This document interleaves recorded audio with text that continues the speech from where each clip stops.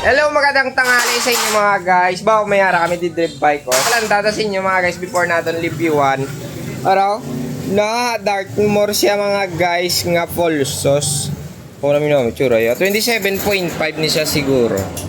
Ay, oo, 27.5 nga. So, naka-maxi tire siya. So, ang bali boss sa atin mga guys, buksan na head parts. Ang iyang hagtubang, bottom bracket, tapos likod daw. And then, ano ba, hugasan dapat. Oh, sobrang linis pa naman ah. Yung wheel set lang siguro yung hugasan dito kasi ito malinis eh.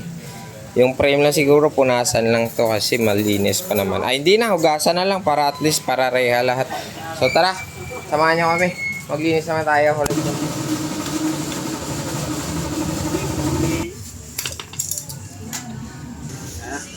Butong, butamat. Nice. Eh, ano ako, hindi ka bawas, hindi ako na.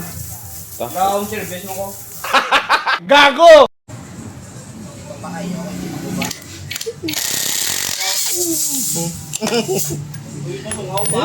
Hindi po, hanap ng interior. Tanggal muna tayo ng pre-up niya para mamaya mahugasan na natin tanan. So yan, siya magtatanong, naka 6 pulse siya. Oh. Naka 6 pulse. Tapos ang naresulod, sobra ka ito mo.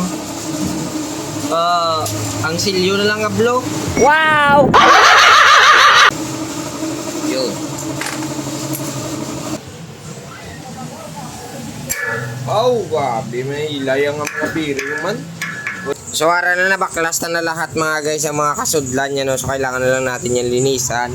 And then, ito na pala yung wheel set niya. Ayan.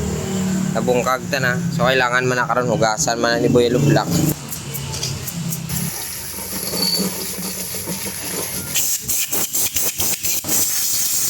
Po. So, wari na mga guys, natapos na natin limpyuhan. Ayan, nakita nyo ba? Nagapila man ang atong bearing. Oh, grabe man pangabudlay ko kagina. Oh. So, kailangan mga guys, lalagyan ba natin ipapadanlog para makabit na natin dito. Okay, head parts pa wala pa ito mabuksan mo. And then, yung rear driller, ito pa kailangan natin buksan. So, ito muna. Pambalik na nila na yung para at this. Makalagan sa karon. So, ito na maglagay muna tayo papadanlog. Ayan. Magkabilaan para at least wala sunggod. Wow! Ito muna natin to. Tapos magkabilaan. Lagyan. Kapit muna natin.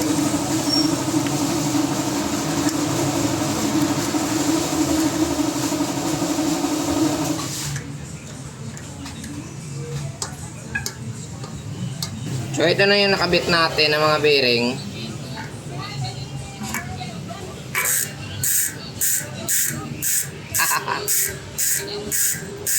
Ganda. Lagay muna natin yung tire niya.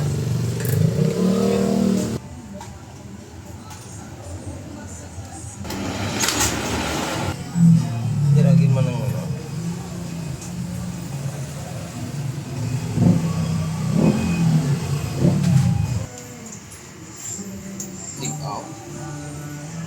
Benta mo ko, boy. Laban-laban.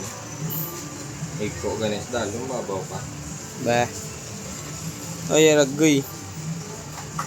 Makamak ba?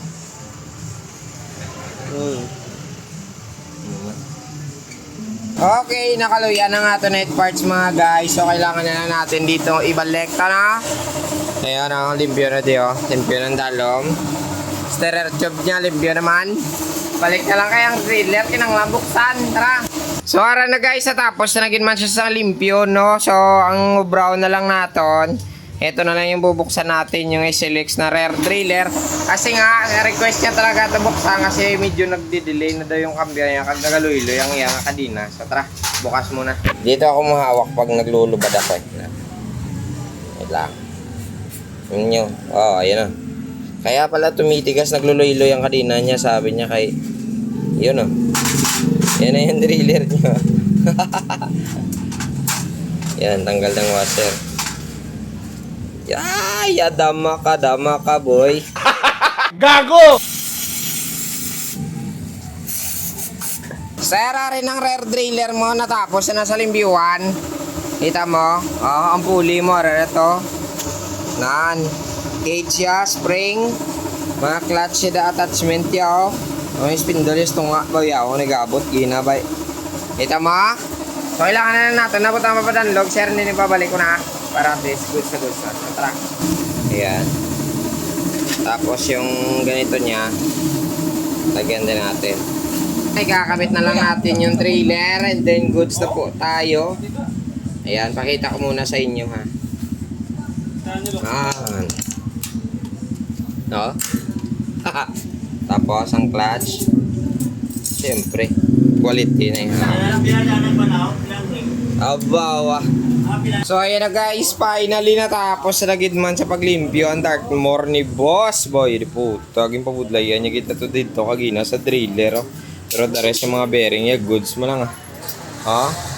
Tingnan mo sarap. Wow, yun po, nami. Kung dire naman ta sa likod, sus Marius, pwede gid pabugal. So hasta na lang kita didre ah. Kita niya naman namin at Choraya.